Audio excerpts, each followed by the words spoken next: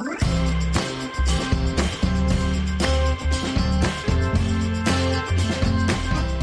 hey, Troy. Fancy seeing you at 5 in the morning. What's happening? Welcome back to episode 64 of the Hockey Cards Gongshow podcast. Coming to you in the wee hours. Of course, the one time we have to record really early, it's daylight savings time, and we get that extra kick in the pants too, huh? I know, that was something I just remembered yesterday. I was like, we're going to lose an hour at sleep too. But, well, here we are. We're at it. We're at it. We're ready. How's sunny Florida treating you? Are you coming back to Minnesota, or are you staying there forever? Oh man, it's been awesome. 85 degrees every day, sunny. It's been awesome. Coming back tonight though. Coming back tonight. Lots to get to today before Troy returns to the frozen tundra of Minnesota. Somehow our Wild scored 5 goals last night without Kaprizov. That's amazing. I didn't even see the game. It's really late here when the Wild were they on the west. Where were they? Was it in Calgary? They were in San Jose, so it was 9:30 San Jose was West Coast. Yeah, Central when they started. Yeah, 10:30 Eastern. So I didn't see it. I fell asleep before that. Which is proof positive why Connor McDavid can't go to the West Coast, because nobody would ever see him play. Okay, before we get into the show, just a quick reminder: the Hockey Cards Gongshow podcast is a Patreon podcast. That means that we rely on support from listeners like you to help us cover our expenses, keep the show rolling, continue to produce more and hopefully better hockey card content, and to help us fund initiatives, even in a small way, to grow the hobby. Super easy to support us and join our out of 99 support level tier for only $5 a month. You can go to our website, hockeycardsgongshow.com, and click on the Become a Patron button there. Or you can go to the Patreon website at patreon.com and search for Hockey Cards Gongshow. There's a link in the show description for whatever podcast app you're listening to us on right now. And finally, in our link tree, which you can find in our profiles on Instagram and TikTok, there's a link there. We do try to have one new patron that we want to give a shout out today. H. Digler, thank you for supporting our show. We really sincerely appreciate it. Go ahead and check out his Instagram. Okay, Troy, you ready for the game plan? We begin today's show by looking at hockey's greatest player to wear number 64. Then it's off to Who's Hot and the Struggle Bus. Next, we give an update on 2022 Series 1 values and gem rates. Then it's part 2 of our interview with Karvin Cheung. Next is hobby news and new product releases. And we end the show with a look at some of our picks for the top Connor McDavid cards under $500. All right, Josh, hockey's most famous number 64. It's a doozy. We've all heard of him. We watched him for many years. Mikael Granlund. Yeah, how famous? I mean, it's kind of funny with the most famous 64. Not sure he's... I like Mikael. I can't wait to hear what you've found about him, but I have thoughts, so I'll save my thoughts for later.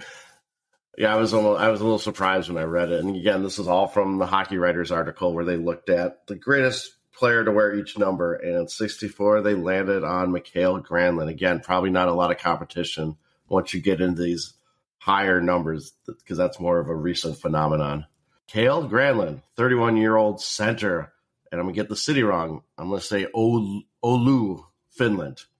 So someone will correct us. I know we have listeners in Finland. Someone will let us know if I said that wrong. That's a tough one. O-U-L-U?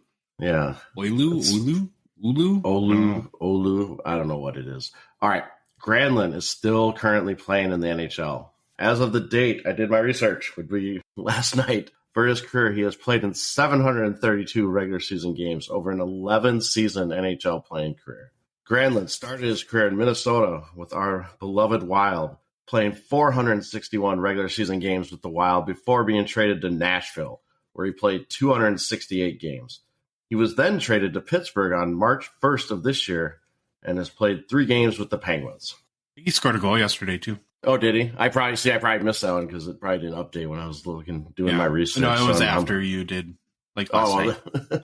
Awards and accomplished, nothing of note in the NHL. Not a lot there. Great. However, he did win gold, or he won 2 golds at the World Championships with Finland in 2011 and 2022. That's what I got. No individual NHL hardware, anything fun like that. Currently, in his career, Granlund has 144 goals, 335 assists for 479 points. Granlund has made the playoffs in 9 of his 11 NHL seasons. compiling a stat line of 11 goals, 21 assists for 32 points in 59 playoff games played. Best season of his career from a point standpoint was his 2016-17 season when Granlund had 26 goals, 43 assists for 69 points in 81 games played. As I stated, Granlund got traded to the Penguins this year in March. He is currently the center of the Penguins' third line. His wingers are Drew O'Connor and Rickard Rakell, as I think I say it. I always want to say Richard, but it's Rickard, and then Rakell, R-A-K-K-E-L. Pretty sweet name. Rickard Rakell. I love it. Yeah, and I probably said it wrong, but he's also on the point for Pittsburgh's second power play unit. This season, Granlund has 9 goals, 27 assists for 36 points in 61 games played between his time with Nashville and Pittsburgh. Here's my kind of thoughts on Granlund. He's always been a good player, but has never got to the level that you expect from a first-round, 9th overall NHL pick. So I think he's had a little disappointment there. With Minnesota, Granlund was actually a decent player. He averaged .67 points per game, which isn't that bad. I mean, it's over the half that I would like to see. Obviously, we'd like to see more goals. However, when he went to Nashville, that number has kind of steadily declined. When he was in Nashville, he was a .41 points per game player. And looking at his career and just kind of his game, he's definitely a smart player that does a lot of the little things well. He's not spectacular, but he plays well enough not to be a huge liability. I don't know if that's a good thing. I don't know, kind of a backhanded compliment or something, but I read one article where they refer to him as like a Swiss Army knife. He can make impacts in a lot of areas of the game. He's versatile, can play wing or forward, and can play on the power play or penalty kill. So he's got all this like skill set that he can do things well. He's just not going to be your offensive threat that's going to go off and score 50 goals a year. Yeah, do you remember Pierre-Marc Bouchard? He was on the. I do remember Pierre-Marc Bouchard. What stood out about PMB, as we like to call him, was at the time the Wild literally had nobody that could do anything with the puck on their stick. Mm-hmm. Except for Pierre-Marc Bouchard, but that's basically all he could do. He was this like little tiny guy who basically, that's like I said, all he could do, but we needed it. And then along comes Granlund, who had a little bit of that playmaking ability. And I think we were all really hopeful because at times, like you said, he did show a lot of promise. And actually, we had the exact same thoughts, is that you always thought that, man, this guy is so skilled that he should be better than he is, but he really isn't. And it just blows my mind that he's the best 64 ever. Not that he's, like you said, he's a bad player. And actually, I think it's really fitting that he's like a third-line center on the Penguins. That's kind of feels like the right spot for a guy like him at this point. Yeah, I totally agree with you that we watched him a lot, and he felt like he was always on the cusp of being a little bit better than he actually was. Yep. My absolute favorite memory of him is when he scored the overtime winner in the playoffs against Colorado. I can't remember what year it was, but afterwards, when he goes to celebrate, he lifts his hands up, and I don't know who the player was, but he just basically cross-checks the Colorado guy right in the face. And it was just, it was after the game celebrating, and I was recording it, and I sat there and paused it, and it was just hilarious looking. This guy from Colorado was getting ripped in the face for no reason. But yeah, so that's our little summary on Granlund. Fun facts. He's got a couple good fun facts. All right, let's go. Scored a goal in his first NHL game. Always a good one. Yeah. I always wondered that. You score a goal in your first NHL game, and you're like, man, this is easy. I'm on pace for 80. If it's the first game of the year, I'm on pace for 82 goals. This is great. And then reality strikes. So I mentioned how he played in the World Championships and won gold 2011 and 2022. Well, in the 2011 World Championship semifinals against Russia, Granlund had what people call a lacrosse-style goal. I always would call it the Michigan. And after that goal, Finnish Hockey Mafia, which must be a band, released the single. And boy, you want us to talk about me not getting anything. I do not know how to say this. It's Taivas, so I'll go Taivas, and then Varjele, so Varjele, featuring sampled comments by Finnish sports broadcaster and here we go, Antero Mentoranta. So it was a single, and it was released the same week of this goal, and it reached number 2 in the Finnish singles chart, as well as topping the chart for most Finnish singles downloads that week. So he kind of had a song made about him in his goal. I think that was pretty cool. Wait a minute. So is it a Michigan goal, a lacrosse goal, or is it a Granlund goal? Oh, it's a Michigan goal. It will always be a Michigan goal to me. And then this third fun fact, same thing about that same goal. It actually led to Granlund being honored with a stamp in his home country. Oh, cool. So that's pretty neat. All right, his rookie card. It's not going to be very much. This is not going to be exciting. Is a 2013-14 Upper Deck, number 474. It's a Young Guns. PSA 10 has a pop of 35 with a gem rate of 64%. And it goes anywhere from $25 to $40 if you can find it for sale. It's sale. It does have sales every month or every 2 months. And the BGS 9.5 has a pop of 16 with the exact same gem rate. Good to see that they both have the same gem rate of 64%. And I couldn't even find a sale for that one. But if you can find it, it's not going to be expensive. All right, Mikhail Granlund. So we got greatest number 64. All right, it's Monday, so it's time for our weekly Who's Hot and Struggle Bus segment. Nikita Kucherov, right? The 29-year-old Tampa Bay Lightning, and I forget, what position does he play? He will always be a defenseman to me, dang it. No, he's a forward. He's a forward. He's having another fine season and has been on quite the tear in the past couple of weeks. In his last 11 games played, he's got 5 goals, 11 assists for 16 points, which is pretty good. On the season, he's up to 26 goals, 68 assists for 94 points in 65 games played. That is really good. His 68 assists is second in the NHL, of course, behind Connor McDavid. Pacing for 110 points, which would be his third 100-point season. He had 100 on the dot in 2017-18. Huge season the next year, 128 points in 2018-19. Too bad, though, he doesn't give the Lightning the best chance to win, huh, Trey? Yeah, no kidding. Benched a week ago or something like that. But yeah, the whole line was benched. Career-wise, 710 points now in 627 games played. Much more of an assist guy than a goal scorer, which is, I think we've talked about it a million times now, likely why he doesn't have more hobby hype than he already does. He is, though, a .43 goals per game guy, so he's pretty close to that half a goal per game measure. From a hockey card vantage point, Kucherov is a 2013 Young Gun. His PSA 10 has a pop of 377, 63% gem rate. Last sold for $386 on March 9th. It's up about 13.5% in the past 3 months. And another one of these guys that you can just add to that underappreciated list, right? Where basically under $400 for a guy with his resume, his point production for a long, long time now, and only a pop 377. That's a steal. Yeah. Next guy is J-Rob. I felt like that he had been kind of quiet lately. I'm not saying in the last week or two, but over the last, really since the start of the year, did you have a similar observation, or you just wasn't seeing him much in the box score and headlines? Or I don't remember hearing about him a lot lately, but obviously that's changed. He's kind of went off a little bit. Yeah, he's been quite the tear the past 5 games.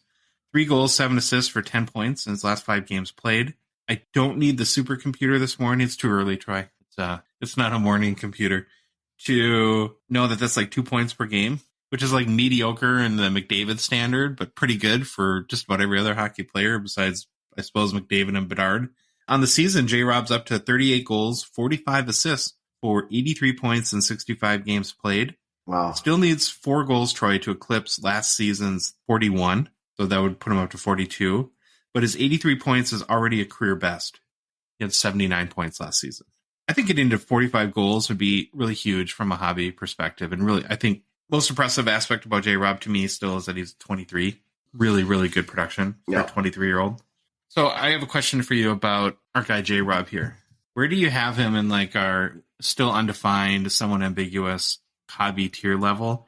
Is he a tier 2 guy for you? Or is he still in that kind of prospect edging into that sort of solidified NHL star? Like, I wouldn't put him as a superstar, like on the McDavid, Crosby, Ovechkin level, but maybe that 1 star below. I put him in the star level. He's becoming something quite special. Now, maybe he needs another year of this to solidify it, but right now I'm ready to put him there. I'm a little more lenient on where I put my players.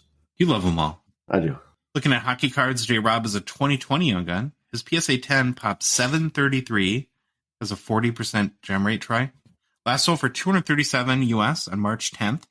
It's down about 49% in the last 3 months. So on face value, kind of crazy, right? It's like, how could this be possible? This guy's down 50%. Well, I think I might have some of the idea why. It probably has something to do with his pop count growth. If you look at his Young Gun PSA 10 pop count at the beginning of December, so roughly about 3 months ago, it was at 385. It's at 733 now.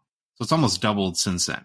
I think the point here is that if you're a PC guy and you just love the Dallas Stars or J-Rob, it's going to be good for you because this important card, right, his Young Guns rookie card, as the pop keeps going up, that's going to put downward pressure on the value, and you're going to be able to get it for a reasonable price.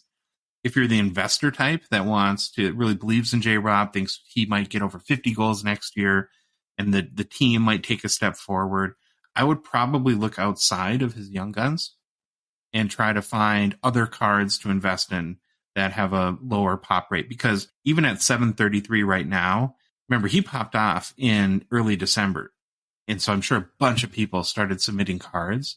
I'm guessing, Troy, that this is going to be over 1,000 in the next few months. And it's for the next 6 months, really, is going to keep going up, up, up. So maybe look at OPG Platinum, some numbered parallels, any of the parallels, or some RPAs, some auto cards from other sets. I just don't think from an investment standpoint, I would be putting my money into the J-Rob Young Guns at this point.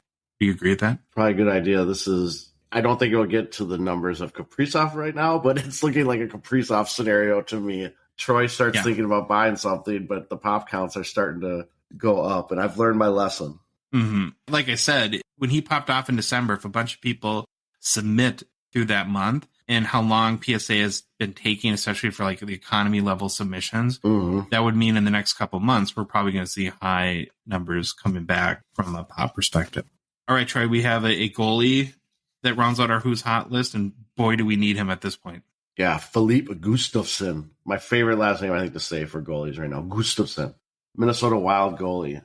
Now, we realized he was just in Who's Hot not too long ago, but the way he's been playing as of late, he gets a second nomination for the Who's Hot list because he has definitely deserved it. So Gustavsson, 24-year-old Wild goalie that came to Minnesota this past summer as part of the Cam Talbot trade with Ottawa. Boy, did the Wild make out like a bandit on that one, I think. Oh, yeah. In his last 9 games, Gustavsson has a 1.17 goals against average and a .96 save percentage. That is pretty dang good. During that span, he's faced 274 shots and allowed only 11 goals. For the season, Gustavsson is at 30 games played, a 1.91 goals against average, and a .935 save percentage. Again, really good and completely surprising. I don't think anyone thought this is the season this guy would put up behind Fleury. And actually, I think it's pretty... He's the starter now, isn't he? I don't know. I don't feel like I've seen Fleury playing that much, but maybe I'm... missing out. I haven't watched the Wild that much lately. I think they would still call Fleury the starter out of respect for his tenure, but I think the de facto starter might be Talbot. No, Gustafsson, not Talbot. No, the de facto starter would be Gustafsson. You're right. Yeah. It feels like almost like Vezina type numbers. I mean, he's not going to win it because Linus Hallmark will, but yeah. Man, when you have a .935 save percentage for the year and goals against at 1.9, that's really, really good. Yeah, he is playing out of his mind. And let's just say it again, the Wild need this more than anything because guess who's not in the lineup? We'll get to that in hockey news, but little hint, Kirill Kaprizov is out, it looks like, for 3 to 4 weeks. So there goes all our scoring. So when we do get a goal, we better not let in any because we're going to have to win a lot of 1-0, 2-1 type of games. When you look at the future of the Wild, so now we got 2 Swedish goalies in our system that seem pretty good. We got Gustafsson and then the number 1 goalie prospect in the world with Jesper Wallstedt waiting in the wings. So I guess the Wild love our Swedish goalies.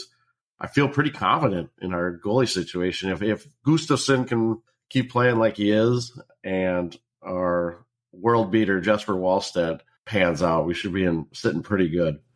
Don't you think that given the Wild's cap situation this summer, you would have to assume that Fleury would be gone, no matter how well he put. Oh yeah, because with the 24-year-old Gustafsson playing the way that he has, and then you have Jesper Wallstedt, who everyone says is the best goalie prospect there is. probably ready at this point to, they've been keeping him in Iowa for 2 years now.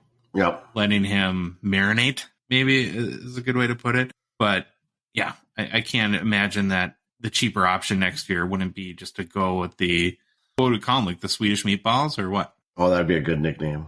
I'm sure that someone will come up with something. I don't even know what Fleury's contract situation is. I can't remember if this is his last year or what it is.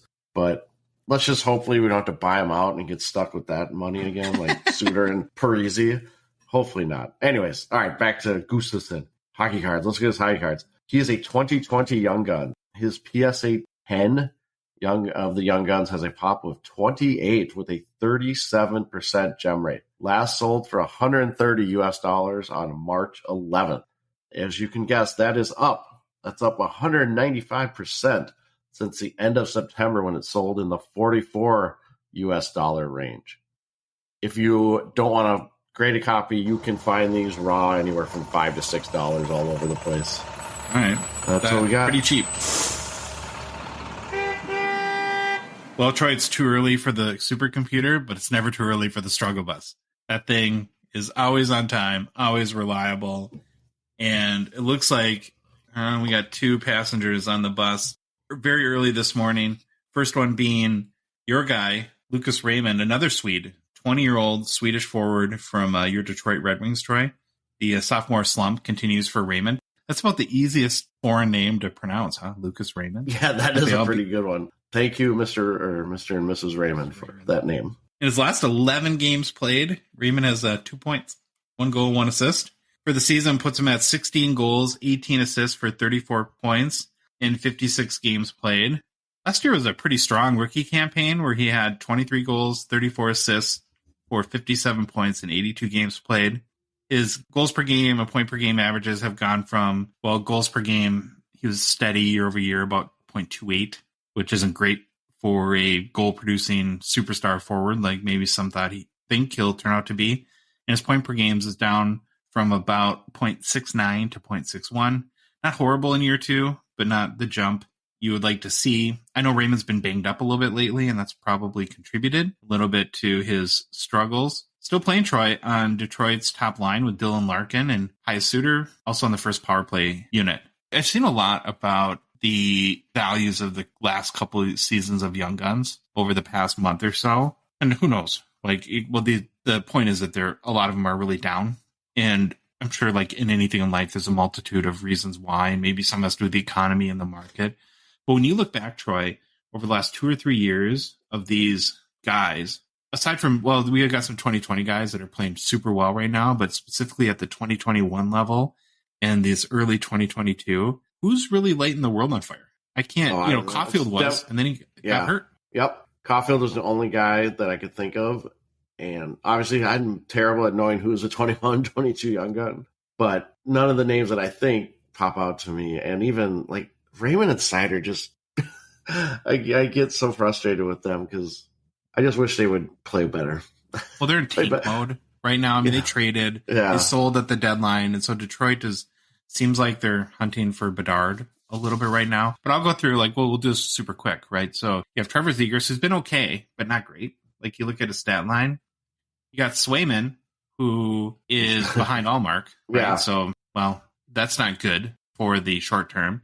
You have, who else from 2012? You have Spencer Knight, who's in rehab right now. Dawson Mercer has been one guy that's been popping off a little bit in 2021. You have Raymond, Sider, Byfield, right? Not great. And then you have the whole class of 20. I'm sure we forgot. There's guys like Anton Lundell, who hasn't had a good year. There's Sillinger, who's been terrible. There's Perfetti, who hasn't done anything of much of late or hasn't taken a huge jump. Pinto, I suppose, has been okay. But it's been not the best, I guess is the way to put it. And, maybe they're young. They need a little bit of time. And we'll see 1 or 2 of these guys kind of have a J-Rob pop off or Thompson sort of deal. But Jason Robertson was better out of the gate than almost any of these guys in the last 2 years. So point being is, on the good news side, we have Bedard coming, which should prop up the whole hobby. But I don't know. You might look back 3-4 years from now and say that these 2021 and 2022 guys are just not that, it's like a 2018 class. Yeah, you make a good point though. They're still young. We're very harsh on them after being in the league for 2 years. So yes, I do think someone in this class, one or two, will pop off and maybe get to that tier one, maybe a superstar status. Who knows? But we're very harsh on them to begin with. So just keep that in mind if you're listening to this. These players have not been in the league that long. Finishing out Raymond here, looking at his hockey cards, he's a 2021 Series 2 Young Gun, and his PSA 10 Troy has a pop of 1,833 with a 73% gem rate. Last sold for $79 on March 9th, about at the same price it's been since the beginning of the year. So from a PC perspective, again, I'll go back to if you're a Red Wings guy, you love Lucas Raymond, you collect Swedish players, it's probably a good time to swoop in and pick up a Young Gun because it's pretty cheap, especially a PSA 10. But if you go to our website, hockeycardsgongshow.com, and read our Gongshow rules, this is not a card you should probably ever invest in. No, it's at a really high pop, 73% gem rate. He would have to produce Connor McDavid type numbers to really have any big long-term upside. So look for other type of Raymond cards from an investment perspective. All right, Passenger 2 is kind of a big surprise. Who would have thunk that we would have this guy on the Struggle Bus tray? Yeah, the big cat, Andrei Vasilevskiy, has joined the Struggle Bus, which makes me sad. But he has been struggling the past few weeks. Now, disclaimer, obviously, when doing the research, these stats are before Saturday night games. Just remember that. Over his past 5 games played, whoa, this hurts. He has a 4.01 goals against average and a .88 save percentage, with only 1 win in that 5-game stretch. Obviously not what you expect from Andrei Vasilevskiy. So definitely has been struggling. And obviously he's been a great goalie for a long period of time. So it kind of stands out when he has these noticeable, let's just call them cold streaks. This season, Vasilevskiy has a 2.69 goals against average and a .914 save percentage. Statistically, this is his worst season so far since 2015-16. And the thing is, though, that stat line isn't that brutal either. No. You can find a lot worse, but given his pedigree and how well he's played for how long, obviously it stands out as a blip. And he's not a spring chicken anymore, so you always get a little bit worried with you see this stuff kind of playing out. Played a ton of hockey over the past few years, and I love this. He's very anti-resting and often insists to play, which you love in your goalies.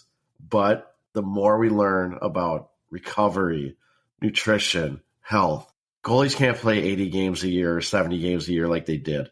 They will wear out. Their hips will fall apart. You have to get them rest.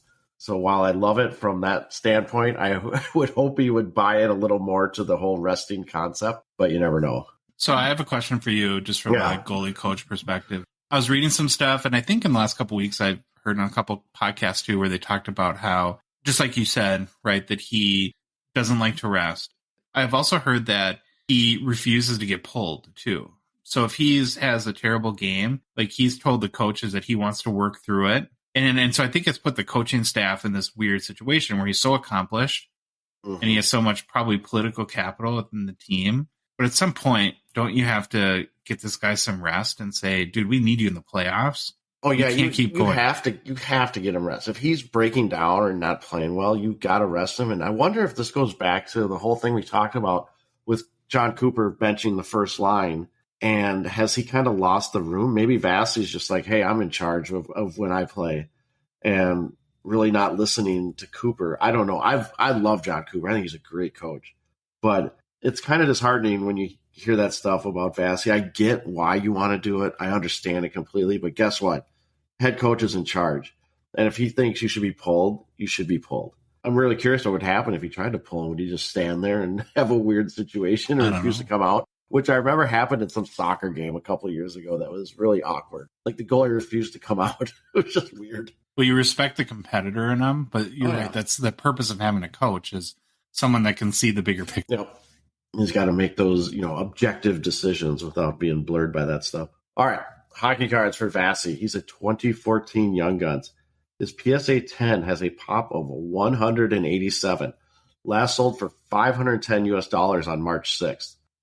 I'm I don't know. The 187 is surprising to me, but being a 2014 Young Guns, I can see it. His Young Guns is actually up 18% over the past 3 months. However, it's down 32% over the past 6 months and down 38% over the past year. So maybe if you like Vasi and think you can pull out of it, maybe a buying opportunity. I don't know. What do I you think think, this Josh? is a card that spikes if they win the Stanley Cup. Yeah. Right? That's really, or they go deep, have a deep playoff run, and he is playing out of his mind. But beyond that, it's just one of those that he'll be an all-time goalie, an all-time great, and I don't think will ever be worthless at any point. So his legacy is kind of cemented a little bit right now. Mm-hmm. All right, that was Who's Hot in the Struggle Bus for this week. On Who's Hot, I always like to see if I can remember these from literally 10 minutes ago. We had, who did we have? We had J-Rob. We had Troy's favorite, Nikita Kucherov. Yep. And our guy, Filip Gustavsson. And then on the Struggle Bus, Lucas Raymond and the Big Cat, Andrei Vasilevskiy. You got it. Want to make a quick mention for Gongshow partner and sponsor PWCC. We want to thank them very much for sponsoring our show and helping make the Gongshow possible. This week's PWCC weekly auction is live. There's 285 hockey cards in the auction. We'll do a deep dive on our next show on Thursday, where we always do, where we pick our favorites and learn a whole bunch about the players and cards. Also, be sure to catch me, Josh, on Sunday night at 8:30 Central, or every Sunday night on the Sports Card Live YouTube channel with Jeremy Lee. We do a weekly show covering the hockey cards and closing prices at the end of each weekly auction. Last week, Troy was a special guest. He'll be on a plane probably this week. But did you have fun coming on the show last week? Oh, yeah, it was a blast. It was a lot of fun to do. I was really, really nervous, but once we started going, I was fine. Also, the March premiere auction is live with 5 hockey cards out of the 169 in the auction. Some crazy ones. I think we mentioned last week. There's a McDavid red PMG rookie. That's a BGS 9.5, which is crazy to think of a PMG graded as a gem mint. Rarely, if ever, happens. A couple really nice Gretzky rookies. There's a McDavid Ice RPA. That's another gem mint, BGS 9.5. And then a McDavid Young Guns foil, BGS 9.5. Not too shabby. You're going to take them all down, Troy? You're going to clean house on the premiere auction? Maybe this is the week, because I'll be on a plane that I will actually look at the auctions as they end and try to bid and not forget what I'm doing and realize, oh no, the auction just ended and I missed all the cards I wanted. Be sure to head to pwccmarketplace.com to check out all their auctions, and they have a fixed price marketplace too. Okay, let's roll in and talk about some 2022 Series 1 Young Guns. I think it's timely, given that the season's gone on for, we're about 70% of the way through. We're not too far away, actually, probably from the Series 2 release, where we have a fresh crop. So it's good to just kind of see where we're at with these guys. We did an Instagram post the other day, sort of laying out all the values, the gem rates for the key rookies in 2022 Series 1. It's not super pretty. We'll go through the top 5 if you want to see. I think we did 9. You can go to our Instagram and see it there. But so here's the top 5 kind of key rookies based on value from 2022 Series 1. We'll just go through them, and then I have a bunch of, points to make on it. So we got Matty Beniers, no surprise, current value about 266 US. 255 is a pop count, 32% gem rate. Then our guy Matt Boldy is next, number 2, 162 US is the value, 143 pop count, 26% gem rate. Did someone not like him? Are they just bending his cards when they come out? Oh, but another Boldy one? Bend. Another Boldy one. Bend. Holy cow. Yeah, that's terrible. Sounds like you threw up. Somebody threw up there. Owen Power next at 159 US, 159 pop count. That's kind of crazy. The pop count matches the dollar value, and 37% gem rate. It's not. Now the surprise-ish 5th guy or 4th guy. Wait a minute. See, this is why we don't do the show. I was counting. I was like, that's 4. Yeah. I don't know where the 5th one went, but this is the 4th guy. Yeah, this is the 4th guy. Gongshow can't count to 5, which is, honestly, is anybody surprised at this point? Was it Kochetkov? I'll find it in a second. Pyotr Kochetkov. The 4th guy, Lucas Reichel, he would be the surprise-ish guy at 140 US. So I think a lot of speculating dollars there. Mm-hmm. Top count of 42, Troy. Cover your mouth for a second here. Don't throw up. 25% gem rate. 25%. Wow. And then the fifth guy is actually Ken Johnson. Okay. Beat Kochetkov by $1, but he's 81 current value. Pop count is 61, another 25% gem rate. Yeah, again, you can go to our Instagram, see the others there. Okay, what do you make of this? For me, Troy, it puts us in pretty murky waters with this crop of young guns. I'm not going to do a deep dive into their performance, but I'll do a 2-word deep dive, I guess. It hasn't been great. So here's the deal. You have pretty low values, which are tied to the fact that none of them are playing all that awesome. Even you look at like Beniers. I saw again, like Kuzmenko had 2 goals again last night. So he's like 32 goals, and I think Beniers had like 19. Kuzmenko, as we've talked about endlessly, is not Calder eligible. Yep. So you got your top Calder eligible guy who's it's good, but he's not exactly lighting the world on fire here. And so I guess where that puts us with these, and I'm going to make a declarative statement. Are you ready for this, Troy? I'm ready. I wouldn't grade any of these at this point. Right? You have to do the math when you grade these. If you really want a PSA 10 and you wanted the card that you pulled and graded yourself, and you're willing to send 5 of them in to get maybe 1 gem mint, then I would say gold for it. But we'll use Boldy as an example here. Kind of break down the math, right? So again, a PSA 10 is worth about $160, trending down too. Yeah, it's not trending up, so it's an important point. His gem rate is 26%. That means you have to grade 4 on average, send 4 in to get 1 PSA 10.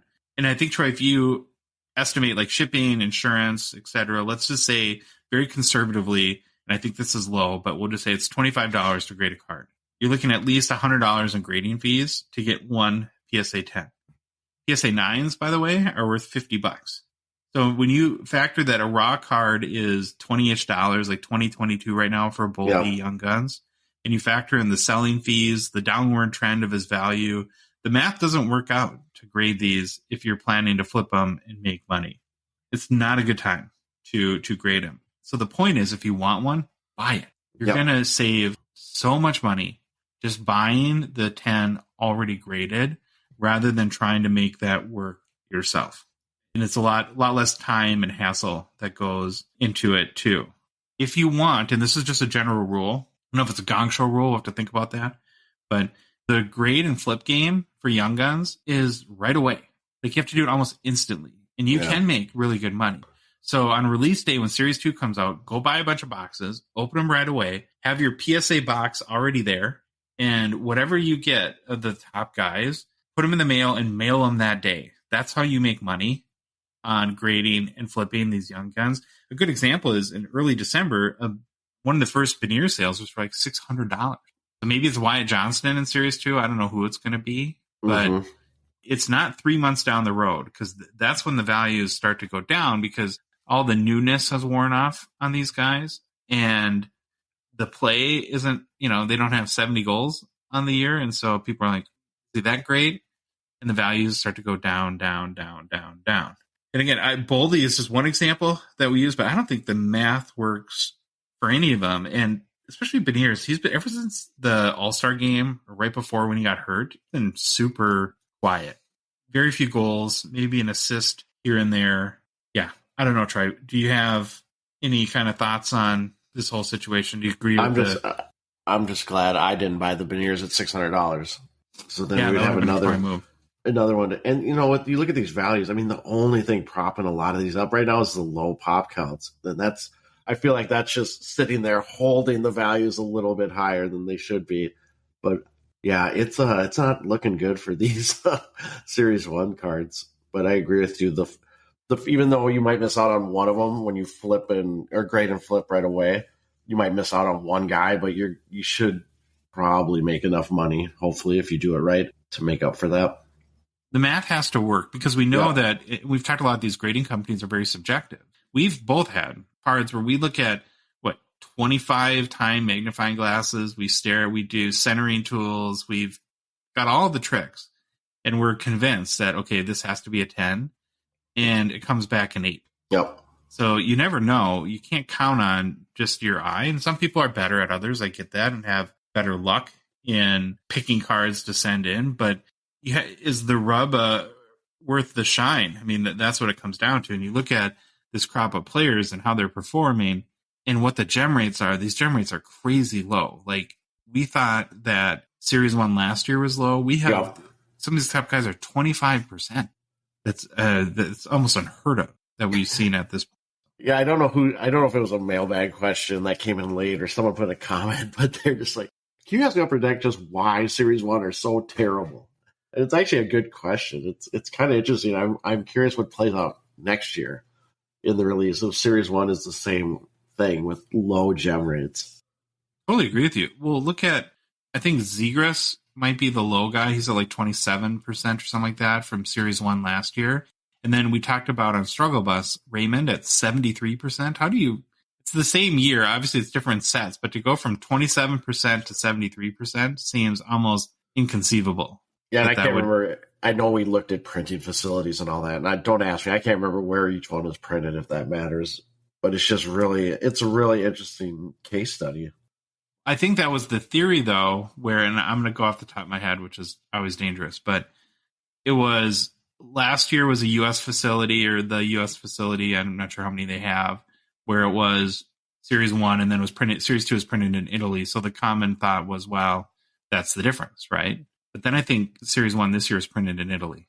So you had Series 2 last year in Italy where you have like Lucas Raymond and all these like 50, 60, 70% gem rates, and then ostensibly the same facility this year, and you've got all these guys cruising right now at like 25%. We'll keep following it. I wouldn't grade any 2022 Young Guns at this point, but hey, that's just me. Okay, Troy, excited to roll on with part 2 of our interview with the architect, Karvin Cheung. Hopefully you guys all enjoyed part 1 of our conversation on our last episode. If you're not familiar, Karvin Cheung, while at Upper Deck and Panini, created some of the most iconic sports card brands there are. These are brands that we all know, like the Cup, or Exquisite Collection, Immaculate Collection. So he has a strong legacy in the hobby, we'll call it. In part 1, Karvin talked about really starting at Upper Deck, how he created Exquisite, began to tell us how the experience of creating Exquisite really led into the Cup for 2005, 2006. And I think that's kind of where we'll pick up the conversation. We'll also cover in this part 2 some of his thoughts on building sets and collecting in general, his time at Panini and the hockey sets he worked on there, and his thoughts on the current state of the hockey hobby and what has to happen for the hobby to grow, because we often like to ask people those questions. So if you didn't hear part 1, you might want to go back to our last episode and listen to that. And with that being said, we'll roll with part 2. Okay, so digression over.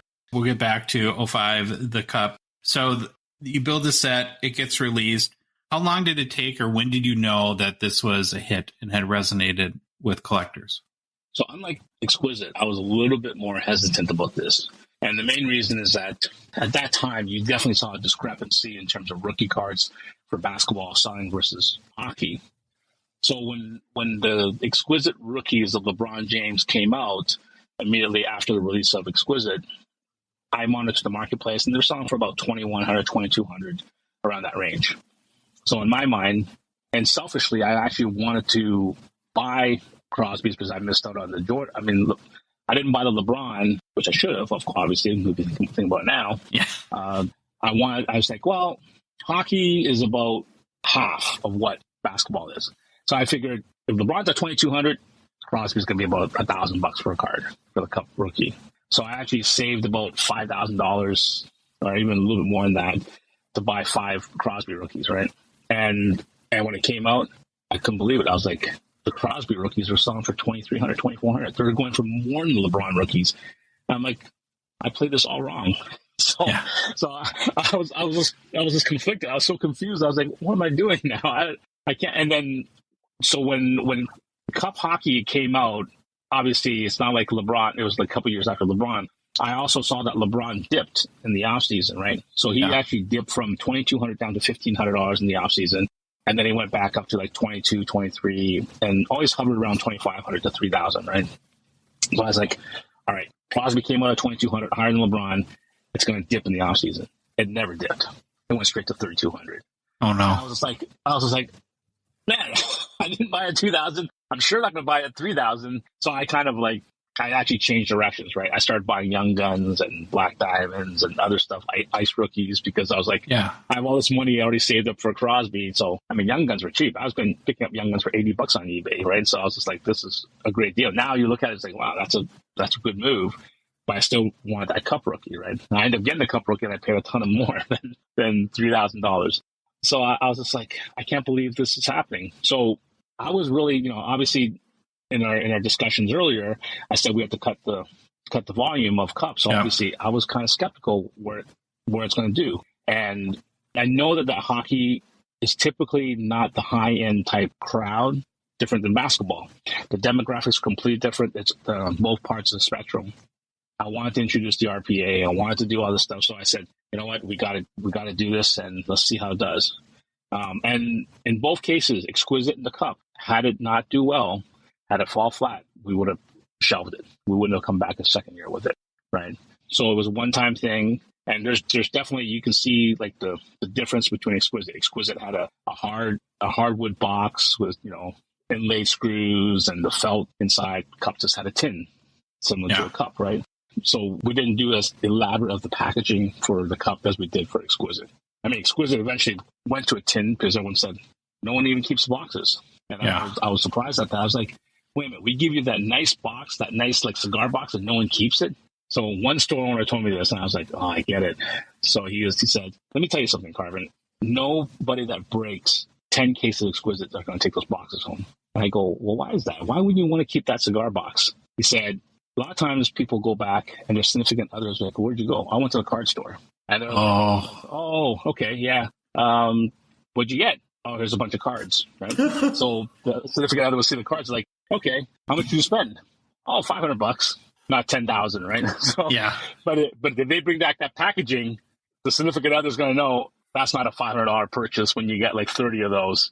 Those are at minimum $100 to $200 a piece. So they're going to realize how much money you spend. So that's why they leave them at the store and they just say, get rid of them. Well, we don't want those boxes. Yeah, I use the excuse when something shows up at our door. I'm like, oh, I think I ordered that like 6 months ago, and I don't even remember what it was. It just showed up. I get the sentiment. I get the sentiment there. So I got a maybe an oddball question based on what you were just talking about. When you're at Upper Deck and you want to buy for yourself because you're a collector, like a Crosby RPA, do you like take extra special care and make sure that you keep like that eBay receipt so nobody ever accuses you of not acquiring that card in an improper way, I guess would be the diplomatic way to put it? I think I would be nervous about that if I was in your shoes.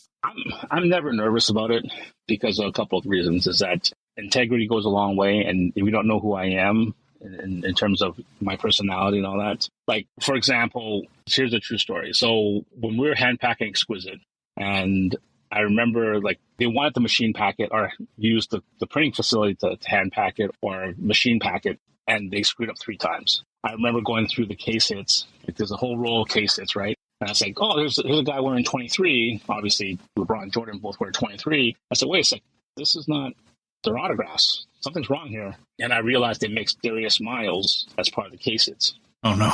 And I was like, guys, if you put Darius Miles in the case hit, this is going to be a flop. And then I remember the VP of operations threw her hands up in the air. He goes, we're never going to get this right. Karvin, go ahead and hand back it. Right. So there's myself and one other employee, just the 2 of us. I called them downstairs, and this is when the printing facility was actually downstairs of Upper Deck, right? It was like in the basement of Upper Deck, or the back of Upper Deck, or the back part of it. Because Upper Deck used to own their own printing facilities, and then they sold off that part, so it was a different company that owned it. And I was back there. They put us in a room, no camera, nothing. And when I was going through the cards, I realized, did talk about this on other shows, but I'll explain the process here. I realized that Kyle Korver, now I promised 1 RPA per box. Kyle Korver was not an RPA. We intended to acquire a game used jersey at the All-Star game because I think he was in the 3-point shooting contest. We wanted that jersey. We wanted some warm-ups to get to the RPAs, but we never acquired it. So he was a signature only. So when I was dividing out all the case hits, I took all the Carmelo case hits and all the LeBron case hits, that the RPAs, and I combined them with Kyle Korver so that I know that at least with the Kyle Korver, you're getting an RPA, right? So I wanted to make sure that the solicitation is not incorrect. It was accurate. So when I did that, I also pulled out the 3 logo mans, the dual logo mans, and I pulled out some of the 1-on-1s that were all sitting in front of us. No cameras, nothing. the person I was working with, and I said, man, he goes, what? I never want to steal, right? Like, unless it was really worth it. I go, can you imagine this? If we pick up all these cards, we can move to Grand Cayman tomorrow, and we're done, right? And probably buy a hotel. And he looked at me, and he just chuckled, and he said, would you do it? I go, I can never go through life with eyes in the back of my head, thinking that I took this. And I go, at the end of the day, it's still this says for the collectors, right? So at the end of the day, like, the one thing about, acquiring stuff the wrong way, once you start doing it, it never stops, right? I got That's the problem. You can't start thinking the shortcut, because you're always going to take the shortcut in life. And and I was sorry, I was just coming from more not that you would ever do it the wrong way, but if you, and I get back in 03, 04, 05, Instagram probably wasn't even a thing then, but like in today's universe, if you post if you're the product manager at Upper Deck and you post your own personal Crosby RPA, that everyone's going to be like, well, how did you get that, Karvin? That sort of, you're going to have to deal with some of that. Okay, so getting back, so the cup comes out, it does well. I'm sure a big sigh of relief. What were the big learnings that you took from the original cup release into the second? Or what was your sort of mindset going into the second product or the second edition of it? Well, the one thing about cup, which was very difficult, was usually when I build products, I don't throw the kitchen sink. But I think with cup, I did. I really threw the kitchen sink at the cup because I wanted to get to that certain number that we're talking about. And, like the title lists and all that, I threw that in the first year of the cup. So the cup came out and we had to add additional content to the cup, because in the second year of the cup, we're not talking about Ovi and Crosby. We're talking about Malkin and Jared and Stahl as the big guys, right? Mm-hmm. Jordan Stahl. And I think Andrei Kopitar was in the set. Phil Kessel was in the set, I believe, too, as well. So we had a different group of rookies, but nothing to the extent of Crosby and Ovechkin.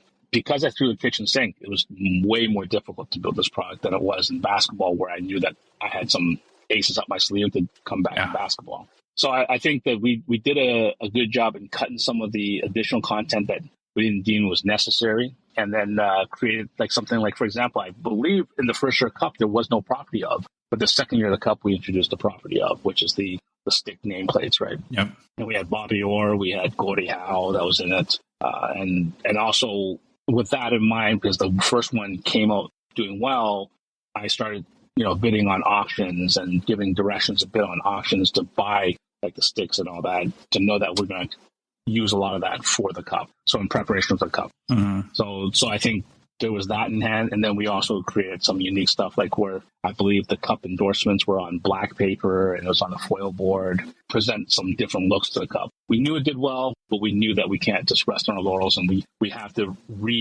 challenge ourselves to come up with something different and add more content in there. And so I think we did a fairly good job across the years of the cup. I mean, I think I did one called Cup Royalty, which is number 2, the All-Star seasons that they had. But a lot of these were one and done. Like, I would do it one year and not do it again the next year, because I wanted to give it a rest. I don't want to just keep on bringing back the same ideas over and over and over again. And how many years did you work on the cup while at Upper Deck? Was it 4 years or was it 5 years that you did it? So I started in 05-06. My last year of the cup was a John Tavares year. Okay. So I built my last thing in John Tavares. And that's when the John Tavares year is when I introduced the cup tribute, the Crosby tribute, and the Ovi tribute that year. So, which I did in basketball, the last year of Exquisite Basketball. The original idea was from Exquisite Basketball, where we knew it was the last year of LeBron James that we would have. So we did a whole retro look, like all the card designs were like 03, 04. And we did like a Crosby card of the LeBron rookie. We did the Gretzky one of the LeBron rookie. And then likewise in 09-10, we did it for the John Tavares year with the tribute to Crosby and Ovi. That was the one where you did kind of European players were numbered out of 8, right? Like Ovi, and then North American out of 10. I think it was like a month or two ago that one of the Gretzkys from that tribute went for really a big amount at one of the, I think PWCC or one of the big auction companies. So those are still pretty relevant today. Yeah, I'm shocked. Like, I mean, I didn't think it would do that well in terms of like, and Upper Deck's still using that idea right now for the LeBron rookies and all that. So they still tend to hold good values. I'm just shocked at what those cards go for. Like my favorite, one of my favorite cards of all time being in basketball was the LeBron tribute with Michael Jordan in his rookie jersey. It's not a rookie jersey that was cut up. It was just the rookie jersey, rookie photo, right? And that's one of my favorite cards because it was the crossing of those two people in basketball. But even the Gretzky version, I think Jeremy picked one up at the Nationals in 21. I wish I had that because Crosby / LeBron is like, my go-to, and then MJ and Gretzky are my go-to because those are the two sports I've worked. At Upper Deck, I never really worked on baseball or football, but I did work on golf, so I guess I can include it. If there was like a trio of players, it would probably be like MJ, Wayne Gretzky, and Tiger. And then, of course, Tiger and LeBron would match up perfectly because they both have the same birthday. They're both born on December 30th.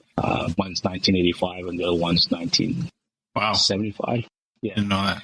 Yeah. Well, there's a card in 0910 Exquisite, which I asked LeBron and Tiger to inscribe their birthdays on it. And the number in between, like it's the cup numbers, significant numbers, I guess I called it in cup, right? And I called it exquisite numbers. So it's a duel of Tiger and LeBron, and it's 30 is the number, but they're number 2 or 3. And one of the cards is inscribed with their birthdays on it. That's awesome. Do you get a sense of, or what was your sense when it came to just the hockey players in general, how they, or to what degree they understood like the hockey hobby and how important these cards are to collectors? Or did they just see it as cardboard? I get $10 to sign my name and move on with life. I think the hockey players are the ones that probably know hockey cards the best.